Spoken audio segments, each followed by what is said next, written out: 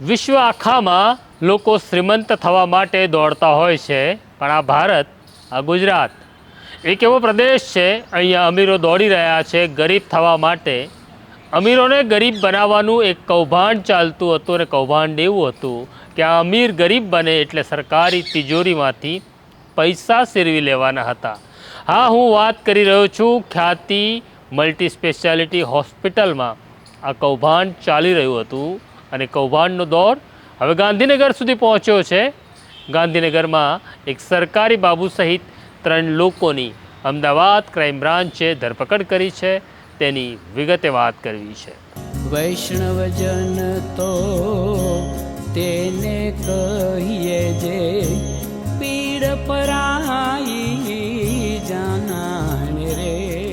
નમસ્કાર, નવજીવન ન્યૂઝમાં તમારું સ્વાગત છે, અને હું છું તમારો પ્રશાંત દયાળ. વિશ્વ આખું એટલા માટે દોડે છે કે વિશ્વ આખાના લોકો જ્યાં ઊભા છે ત્યાંથી તેમને આગળ જવું છે, અને આગળ જવું છે એટલે શ્રીમંત થવું છે. પણ આ અમદાવાદ છે, આ ભારત છે, આ ગુજરાત છે, એવા પ્રદેશમાં, એવા દેશમાં આપણે રહીએ છીએ કે અહીંયા એવા લોકો પણ છે કે જેઓ અમીર છે, પણ જેમને ગરીબ થવું છે. કારણ કે તેઓ ખિસ્સાથી તો અમીર છે, પણ મનના ગરીબ છે, અને મનના ગરીબ લોકો જે ધંધો કરે છે તે તમને અને મને શરમ આવે એવો ધંધો છે. આવા જ એક શરમજનક ધંધાને અમદાવાદ ક્રાઇમ બ્રાન્ચે શોધી કાઢ્યો છે. આવો ધંધો અમદાવાદની ખ્યાતિ મલ્ટી સ્પેશિયાલિટી હોસ્પિટલમાં ચાલતો હતો. આમ તો ખ્યાતિ મલ્ટી સ્પેશિયાલિટી હોસ્પિટલમાં તમે જાઓ એટલે તમારું ઘૂંટણ દુખતું હોય તો પણ હૃદયનું ઓપરેશન થાય, કાંડામાં દુખતું હોય તો પણ હૃદયનું ઓપરેશન થાય. આ ધંધો કરતા હતા કોઈ ગરીબો નહીં, આ ધંધો કરતા હતા શ્રીમંતો. જેની પાસે કરોડો રૂપિયા છે એવા કાર્તિક પટેલ એન્ડ કંપની આ ધંધો કરતા હતા, જેમાં ડૉક્ટરો પણ સામેલ હતા. આ મામલે ખ્યાતિ હોસ્પિટલના 3 ડિરેક્ટરોની ધરપકડ થઈ ગઈ છે. હજી કાર્તિક વિદેશમાં છે. કાર્તિકને એવું લાગે છે કે ભારતની અદાલત કોઈક રાહત આપે પછી હું પાછો આવીશ. આ મામલે તપાસ કરી રહી છે અમદાવાદ ક્રાઇમ બ્રાન્ચ, અને અમદાવાદ ક્રાઇમ બ્રાન્ચના ડેપ્યુટી પોલીસ કમિશનર અજીત રાજીયાણે અલગ અલગ ટીમોને કામે લગાડી હતી.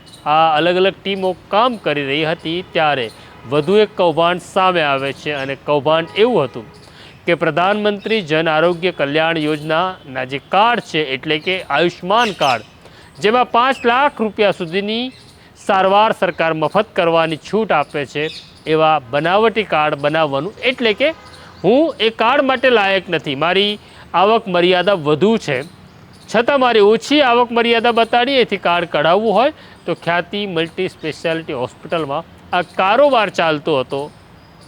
એટલે કે અહીં અમીરોને ગરીબ બનાવી કાર્ડ કાઢી આપવામાં આવતું હતું. ક્રાઇમ બ્રાન્ચની તપાસમાં બહાર આવ્યું કે આ પ્રકારના 3000 કરતાં વધુ કાર્ડ ખ્યાતિ હોસ્પિટલમાંથી નીકળ્યા. આ મામલે અગાઉ ધરપકડોનો દોર ચાલ્યો હતો, ધરપકડો થઈ ચૂકી. આની તપાસ કરી રહેલી ક્રાઇમ બ્રાન્ચને બીજી હકીકત મળે છે કે પ્રધાનમંત્રી જન આરોગ્ય કલ્યાણ યોજના અંતર્ગત એક મિલાપ પટેલ નામનો ડેસ્ક હેડ છે, એ આ કૌભાંડમાં સામેલ છે. એટલે સૌથી પહેલાં હવે મિલાપ પટેલની ધરપકડ કરવામાં આવી છે. સાથે સરકારી એક એજન્સી પણ હતી, જે એજન્સીનું કામ ધ્યાન રાખવાનું હતું. જે કાર્ડ આવે તેને મંજૂરી આપવાનું હતું. તેનો હેડ, તેનો કર્મચારી, જેનું નામ છે નિખિલ પરીખ. ખરેખર તો જે વિગતો છે તે સાચી છે કે ખોટી તેની ખરાઈ કરવાની હતી, પણ નિખિલે આ જે સાઇટ છે તેના પાસવર્ડ અને તેના રાઇટ્સ બીજા કોઈ કર્મચારીને આપી દીધા હતા, જેમાંથી તે આર્થિક ઉપાર્જન કરતો હતો, જેમાં નિખિલ પરીખ પણ સામેલ છે એવું અગાઉ સ્પષ્ટ થયું હતું. હવે નિખિલ પરીખની પણ ધરપકડ થઈ છે. અને ત્રીજું જે નામ છે એ ડૉક્ટર શૈલેષ આનંદ, વર્ગ 1ના કર્મચારી છે, ગુજરાતના આરોગ્ય વિભાગના અધિકારી છે, ડૉક્ટર છે, છતાં આ કૌભાંડમાં તેઓ સામેલ છે. ક્રાઇમ બ્રાન્ચને એક વોટ્સએપ ગ્રુપ મળ્યું હતું, જેની અંદર સાંકેતિક ભાષામાં વાત થતી હતી આ કૌભાંડકારીઓ વચ્ચે. એમાં આ ડૉક્ટર શૈલેષ આનંદ પણ આ ગ્રુપના એક સદસ્ય હતા. એટલે ક્રાઇમ બ્રાન્ચે તેમની પણ ધરપકડ કરી છે. કોઈ સરકારી બાબુની ખ્યાતિ હોસ્પિટલમાં ધરપકડ થઈ હોય તેવો આ પહેલો બનાવ છે.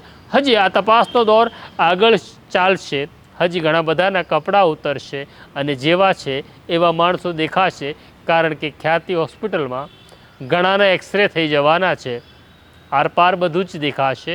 તો આ છે સ્ટોરી શ્રીમંતોને ગરીબ બનાવવાની ખ્યાતિ હોસ્પિટલની. આ સ્ટોરી તમને કેવી લાગી અમને કોમેન્ટ બોક્સમાં જરૂરથી લખજો, અમારી સાથે વાત કરજો. પણ 1 મિનિટ પહેલાં ક્રાઇમ બ્રાન્ચના અધિકારીએ શું કહ્યું એ વિડીયો પણ તમે જોઈ લો.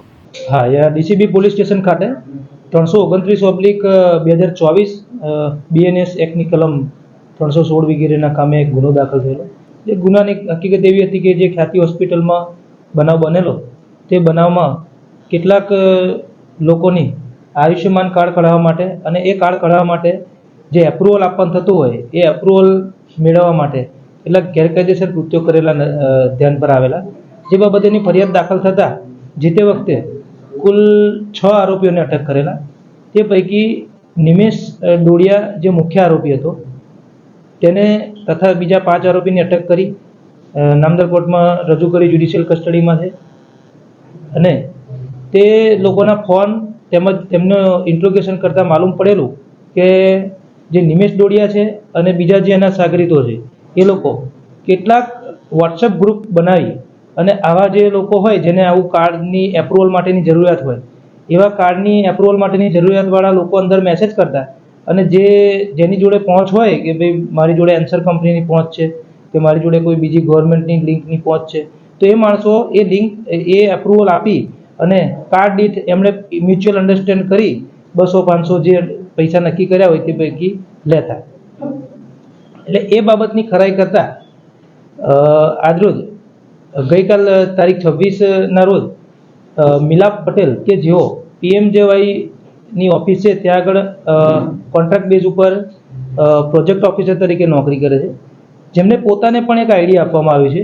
અને એ આઈડીથી તેમનું કામ એવું હતું કે એ આઈડીથી એ આવા જે આયુષ્યમાન કાર્ડ બનેલા હોય તેના રેફરન્સ નંબર આધારે તેને મેચ કરી રેશન કાર્ડ તથા આધાર કાર્ડ મેચ કરી એને એપ્રુવલ આપવાનું કામ હતું. તો નિમેશ ડોડિયા અને આ મિલાપ પટેલ બંને એક જ ગ્રુપ કે જે ગ્રુપ આવું રેફરન્સ આધારે એપ્રુવલ આપવા માટે બનેલું તેવા ગ્રુપમાં જોઈન થયેલા હતા. તો નિમેશ ડોડિયાએ મિલાપ સાથે સંપર્ક કરેલો અને મિલાપને જણાવેલ કે હું આવી ખ્યાતિ હોસ્પિટલ અને બીજી કેટલીક મારી અંગત ઓળખાણવાળી જગ્યાઓ છે ત્યાં આગળ આ રીતના આયુષ્યમાન કાર્ડ બનાવવા માટેની જરૂરિયાતો ઊભી થતી હોય છે અને ઝડપી એપ્રુવલ કરી આપીએ તો આપણને સારા એવા પૈસા મળતા હોય છે. તો એ બાબતે એણે મિલાપને વાત કરી અને મિલાપને કીધું કે તમે મેં ગ્રુપમાં જોયું છે કે તમે ઘણા લોકોને એપ્રુવલ જલ્દી આપી દેતા હો છો, તો મને પણ આ રીતના તમે એપ્રુવલ આપી દો તો તમને હું આમાં પૈસા છે 500 રૂપિયા તમને પર કાર્ડ આપી દઈશ. એ બાબતે બંનેની સહમતિ સધાયેલી અને એ લોકો આ રીતના વોટ્સએપથી શેર કરતા કે નિમેશ મોકલે કે મને આટલું એપ્રુવલ આપો તો એપ્રુવલ આપતા અને નિમેશ એમને દર અઠવાડિયે આ એમને પૈસા પેમેન્ટ પહોંચાડી દેતા હતા. પછી એ બાબતે વધુ તપાસ કરતાં ખબર પડી કે મિલાપ પટેલ નાવે સદર ગ્રુપની માહિતી ક્યાંથી મળી. તો એમને જણાવ્યું કે તેમના સિનિયર અધિકારી જે છે ડૉક્ટર શૈલેષ આનંદ, તેઓએ તેમને જણાવેલ કે મારા ધ્યાનમાં એક ગ્રુપ છે આયુષ્માન ભારત નામનું એક ગ્રુપ છે અને એ ગ્રુપ જે છે એમાં આવા ગુજરાત તેમજ ભારતના અલગ અલગ લોકો ભેગા થઈને એક ગ્રુપ બનાવ્યું છે કે જેની અંદર રેફરન્સ નંબર આવે અને એપ્રુવલ આપવાથી પૈસા મળતા હોય છે. શૈલેષ આનંદ છે ગવર્મેન્ટ ડૉક્ટર હતા એટલે એમણે એમના માણસ જે મિલાપ પટેલ છે જે કોન્ટ્રાક્ટ બેઝ ઉપર હતા એમને કીધું કે તું એક કામ કર, આ ગ્રુપમાં જોઈન થઈ જા. હું ગવર્મેન્ટ ઓફિસર છું એટલે હું જોઈન થઈ શકું નહીં, પરંતુ તું કોન્ટ્રાક્ટ બેઝ પર છે, તું જોઈન થઈ જા, તને સારા એવા પૈસા મળશે અને જોઈન થયા બાદ તને જે પૈસા મળે એમાંથી આપણે અડધા પૈસા વહેંચી લઈશું. તે ઉપરાંત શૈલેષે એવું પણ જણાવેલું કે મારે ખ્યાતિ હોસ્પિટલના જે ચિરાગભાઈ છે એમની સાથે પણ સંપર્ક છે અને તેઓ પણ મને ઘણીવાર ડાયરેક્ટ આવી રીતના કાર્ડ એપ્રુવ માટે મને રેફરન્સ નંબર મોકલતા હોય છે, તો એ પણ હું તને મોકલીશ એટલે એ પણ તું એપ્રુવ કરતો રહેજો. જે બાબતેની તપાસ હાથ ધરેલી અને ગઈકાલ બંને આરોપીઓને અટક કરેલા છે. આજરોજ નામદાર કોર્ટમાં રજૂ કરી રિમાન્ડ મેળવવાની તજવીજ ચાલુ છે. એ સિવાય અન્ય એક આરોપી છે નિખિલ ઘનશ્યામભાઈ પારેખ. જેમ અગાઉ વાત કરી તેમ જે અગાઉના 6 આરોપીઓ પૈકી નિખિલ જે છે એ ગુજરાતનો જે એન્સર કંપની હતી એનો હેડ હતો.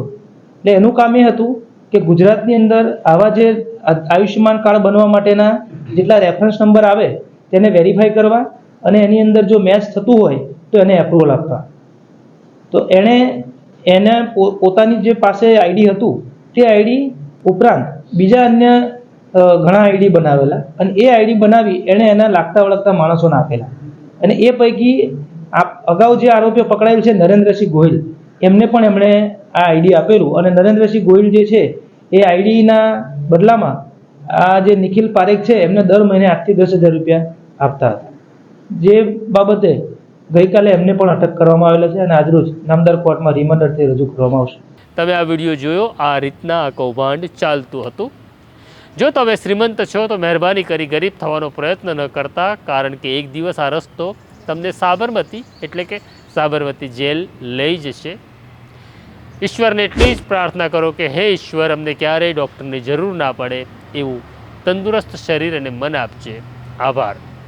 વૈષ્ણવજન તો તેને કહીએ જે પીડ પરાઈ.